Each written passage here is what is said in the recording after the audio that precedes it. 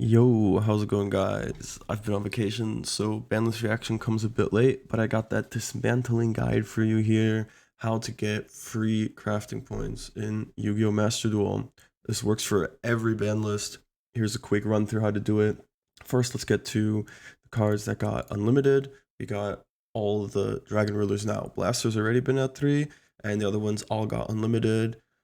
What this means is that stuff like Tomahawk into Aurora Dawn is a lot more accessible. You have more extenders in Dragon decks. You also have extra extenders for the attributed decks. I think Title's probably just the best one, so water stuff like Mermail might see some more play with this.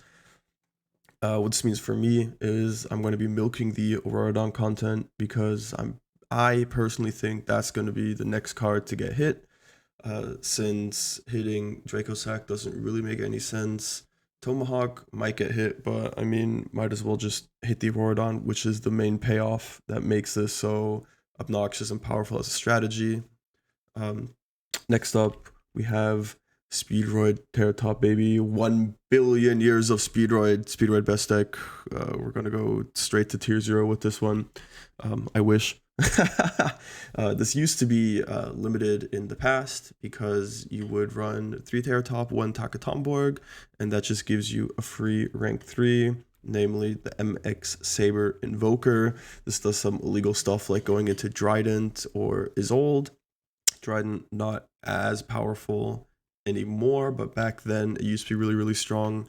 And both Trident and Isolde are still legal in Master Duel, so you can use this for a bunch of your war crime shenanigans if you want to. I'm kind of curious to see what'll happen. I will be playing Speedroid because I really enjoy the deck. What else we got is the Orphis Scorpio is now unlimited. This used to be limited in the past since you would get the Cobra, I think it's called, and then you could search for Brilliant Fusion, which as an engine is also no longer as powerful as it was back then. Other things you could go for are as well the MX Saber Invoker here, as well as Branded Fusion being nice for Branded Predaplant now since they've lost the instant fusion here. But you can also just use this if you're going for Invoker to search for a Super Poly, as making Invoker does lock you out of the Branded Fusion. So Orphis Scorpio turns into Isolde plus Super Poly. Might be a consideration, might do some illegal stuff. We'll have to see what happens. What else is unlimited is the Sword Soul Strategist Long Yuan. This is pretty nice for Sword Soul. I don't think it'll like jump up in the tier list because of this. This does play very nice with Pot of Desires, which, nice segue here, unfortunately got limited. What else got hit is another pot, the Pot of Duality here. Fluendery is catching another Stray. These hits here are actually stun hits. Let's go, baby. We got even more stun hits. All the stun cards are dead. Amazing. I'm so happy to see this. I really hate playing against stun. It's just, if you have a really bad day, I guess it's kind of enjoyable. But other than that, it just takes all the Yu-Gi-Oh out of Yu-Gi-Oh. Got Inspector Borders getting down to 1. There can only be 1 getting hit as well. Very nice, because Vanquish Soul was playing this a bunch, which just made the matchup unbearable. Vanquish Soul is already a strong deck in its own right. They don't need to rely on floodgates, but I mean, they're playing it because it's a free win, right? Why wouldn't you play it? So nice to see that that's not there as much anymore. Synchro Zone getting hit, not like anybody was using it except for in stun. Same for Kaiser Coliseum, and Card of Demise even getting banned. So nice. There's nothing more aggravating than your opponent having a last card, you use 2 hand traps on them, it's Card of Demise, they draw into 3 floodgates. Disgusting. So thankfully that's gone too now. Very glad about that. Runic catching another Stray as well. I think this hurts the combo variants more, like Naturia Runic, or the Bestial Synchro Runic things, because they rely on the good Runics. So Destruction, Flashing Fire, Freezing Curses for their non-engine, since they aren't running a bunch of hand traps instead. And this really hurts them a lot. This is now at 1. It's been limited now. Stun doesn't really care about the back row popping. That's not really relevant for them as much. They're just playing all the floodgates, right? So this hurts combo Runic more, which is kind of sad to see, since I think it's a very interesting take on the Runic engine. guess Konami doesn't like it. Pearly also getting hit. Previously, we've had Pearly at 2 and Delicious Memory at 2. Now we're getting Delicious Memory to 1, and Pretty Memory is also going to 2 now. So Konami slowly whittling down on the Pearly cards here, possibly in preparation for the Little Noir that will probably be released soon as well. Kashtira getting hit as well. Fenrir and Birth both going down to 1 copy each. This means Fenrir becomes a lot weaker as a non-engine tech, since you do not get the free discard anymore, and you also don't get to search for the second Fenrir as follow-up. There's no reason to run other Kashtira cards if you're just using the Fenrir as your Pankratops, basically, right? They do get to keep the Arise Heart, though, so that's pretty nice for them. And what else is really nice is this actually doesn't affect Kashtira Speedroid at all, because you would be on 3 Unicorn, 1 Birth. So 1 billion years of Speedroid, baby. Let's go. Speedroid going straight to tier 0. I wish. Dragon Link also getting hit. I'm going to say I did not see this one coming. This is a nice special summon extender, but this hit has a lot more implications than you would think at a first glance, since not only Wyver Burster is getting completely banned, being the hit, but this also very much weakens some other cards like the Black Dragon Collapse Serpent. Now loses its target, also no longer searchable off the Wyver Burster. This also makes Safer much weaker as a starter, as well as Chaos Space losing a lot of value as a starter as well. And Legionnaire now being worse because Safer and Chaos Space are both also quite a bit worse. So they did only hit the Wyver Burster, but this does also, by extension, hit like 4 other cards as well. And of course, Chaos Ruler's been banned.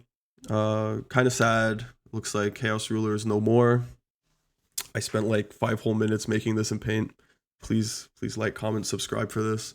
So what the Chaos Ruler ban does is, of course, it had it coming, let's be honest. Even if you like the card, it's very powerful. This also hurts Tier Limit some more. This hurts all those grass piles a lot. Of course, this hurts Dragon Link, but this also weakens Punk as an engine substantially, since there's nothing really that Punk by itself now goes into without running a ton of bricks that forces the disruption per se.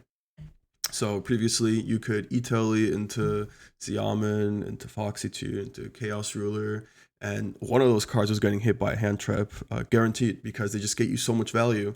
But now you have nothing like actually threatening that it makes. Like, you can run an entire engine to get the punks out to make what Frame Gear Omega for a hand rip. Feels pretty weak, honestly. So punks as an engine will probably be a lot weaker. Punks as a deck doesn't really care, since it's not like they actually went into this. They're just going to do their normal punk plays anyways. But yeah, let's see what happens with the Chaos Ruler ban. It's going to affect a lot of the decks here, and if they're starting with this, maybe Isolde or Auroradon will also be next. All those semi-illegal combo war crimes.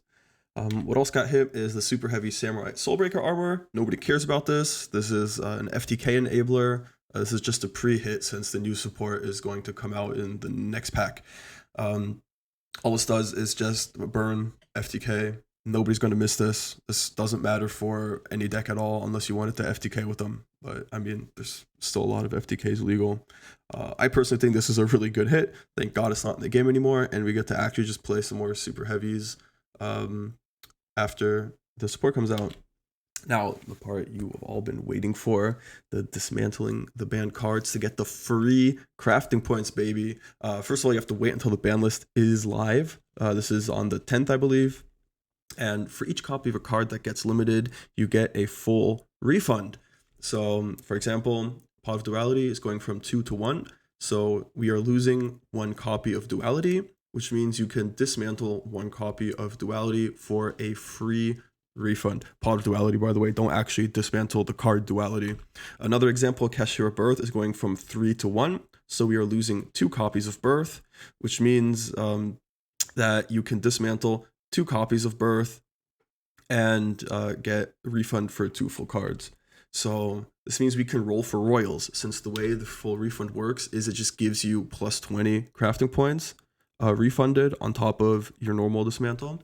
So your normal finish cards, instead of giving you back 10 crafting points, will give you back 30 crafting points. And since crafting them costs 30, this is how it's a full refund. Glossy finish cards will give you 35, and royal finishes will give you 50 crafting points back. So this means you can craft cards that you don't own in hopes of getting a royal finish and then dismantling that to get some profit. So worst case is you'll go even, right? Let's say Chaos Ruler, you have 0 copies of it, and now since 3 of them are getting banned, you're just going to craft 3 copies of it. And if you get only normal finishes, it costs 90 crafting points to make, and if you dismantle it, you get 90 crafting points back. You have no loss, but you have the option here of getting free crafting points right here, since if you do manage to craft a glossy finish or a royal finish, you will be getting 5 crafting points or 20 crafting points on top, respectively, for free. So say you craft a 3 Chaos Ruler, one of them is a royal finish, you dismantle all of them, you now just made 20 crafting points profit for no investment at all. Now, for an example, I'm going to be going through the pot of duality here. I hope this explains it a little bit. If you've already understood this, I hope this doesn't confuse you. And if you didn't, I hope this helps. So say you want to have 1 card left, right? Since duality, a pot of duality will be going to 1. You want to keep 1 copy. So if you own 3 of them, you're obviously not going to craft anymore. And you can dismantle 2 copies here. So you'll have 1 left. One of those will give you the full refund, and one of them will unfortunately just be the normal dismantling thing. So you'll have 40 crafting points off of this. If you own 2, you wouldn't craft anymore. You'll just dismantle 1, and then you will get 30 points. So this just gives you a free super rare of your choice. If you own 1, you can just craft 1, dismantle 1 again. You lose nothing. But if you roll a glossy or a royal finish, you'll get 5 or 20 crafting points for free. And if you own none, you can craft 2 of them. So you'll have 1 left after dismantling, and the other one just is free, and you might make profit off of that one. If you're going for 0 left because you're saying, I'm not going to play this card, I don't care, you already have 3, kind of unlucky, just dismantle all of them. You'll get 50 SR dust off of this instead of just the normal 30. If you own 2 of them, you dismantle 2 of them, and one of them gets the full plus 30 refund, so you'll end up with 40 dust.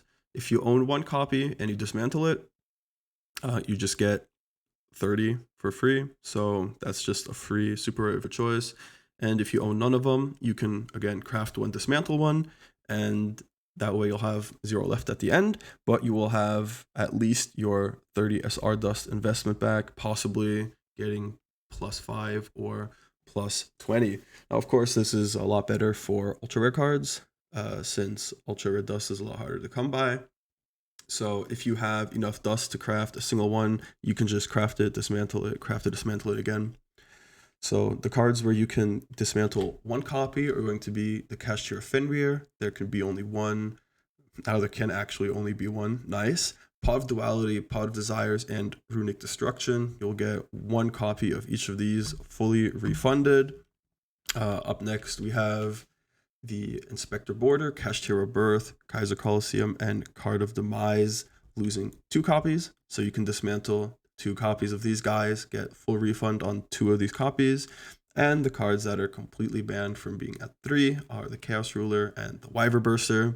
So you can refund up to 3 copies of these guys. I hope this helped, and I hope you guys enjoy the new ban list. All right, see ya.